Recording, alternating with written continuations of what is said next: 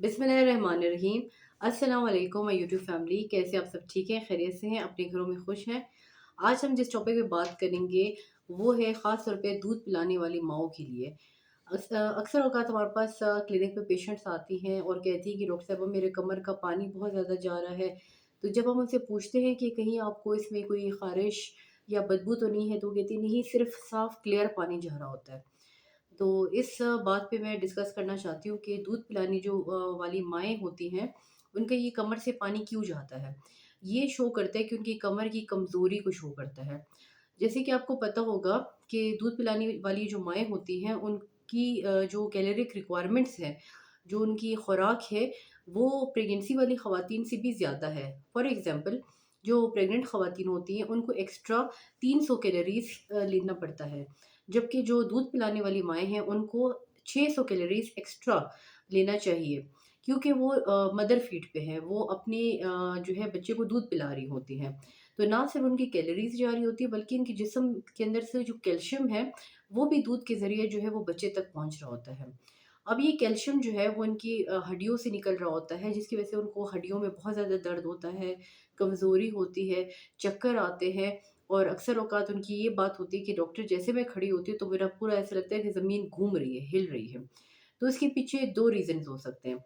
या तो अगर वो 2 से 3 या 4 बच्चों की माँ है और बिल्कुल पेल लग रही है, बिल्कुल उसका रंग बिल्कुल तीखा-सा है और उसको उसको दिल की धड़कन हमेशा तेज़ रहती है, उसको कमज़ोरी होती है और उसके हाथ सुन्न पड़ जाते हैं। तो इसका मतलब है कि उसको कैल्शियम के साथ आयरन की भी कमी है।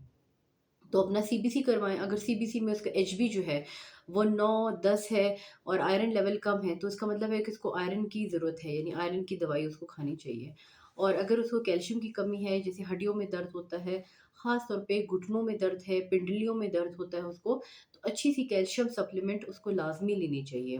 कैल्शियम सप्लीमेंट्स हमेशा याद रखें कि किसी अच्छी कंपनी के खाएँ, ताकि आपको फ़ायदा हो। और इसके अलावा, जैसे कि आपको पता है कि विंटर सीज़न चल रहा है और धूप जो है वो कभी होती है, कभी नहीं होती।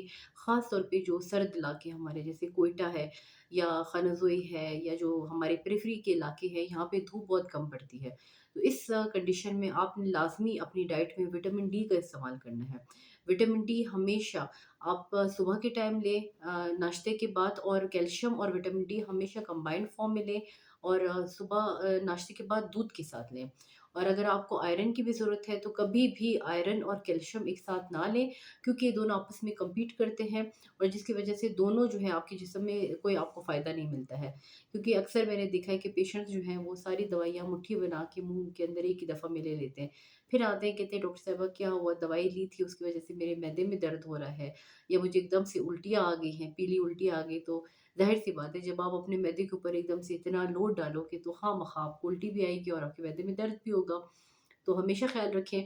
दूसरा, अगर वो पेशेंट्स जो मेरे अफ़ोर्ड नहीं कर पाते या मेडिसिन्स नहीं ले सकते, या जिनका घर जो है वो बिल्कुल गाँव है, देहातों में है, उनको मेडिसिन्स अवेलेबिलिटी नहीं है, तो ऐसी कौन-सी खुराक है जिसके अंदर कैल्शियम होता है और जिसके अंदर विटामिन डी होता है? तो कैल्शियम ज़्यादातर जो है हमारे डेयरी प्रोडक्ट्स में होता है। जैसे अगर गाँव वाली औरतें हैं, ख़वातीन हैं, तो वहाँ पे जो असली दूध, भैंसों का दूध मिलता है, दूध का इस्तेमाल कर सकती हैं, मक्खन का इस्तेमाल कर सकती हैं, देसी घी का इस्तेमाल कर सकती हैं। और इसके अलावा जो है जो विटामिन डी है वो ज़्यादातर नट्स के अंदर होता है। जैसे मुख्तलिफ़ किस्म के हमारे ड्राई फ्रूट्स होते हैं, उसके अंदर विटामिन डी बहुत ज़्यादा मिकदार में होता है। इवन जो सनफ्लावर सीड्स हैं, जो सूरजमुखी के बीज हैं, मूँगफली है, जितनी भी हमारे ऑयली सीड्स हैं, उसके अंदर ये होता है।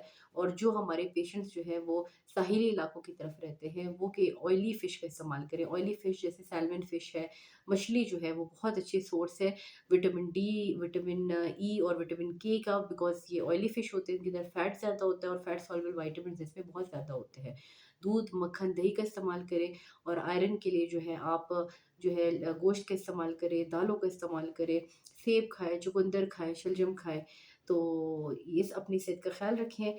दूध पिलाने वाली माएँ ख़ास तौर पे, क्योंकि अगर उनका दूध, अगर वो खुराक अच्छा खाएँगी तो उनका दूध ज़्यादा बनेगा, जिसकी वजह से उनकी जो औलाद है वो हेल्दी होगी। उम्मीद करती हूँ कि मेरी आज की वीडियो आपको पसंद आई होगी, और अगर मेरी वीडियो आपको अच्छी लगी तो काइंडली मेरे चैनल को सब्सक्राइब करें, लाइक करें और शेयर करें।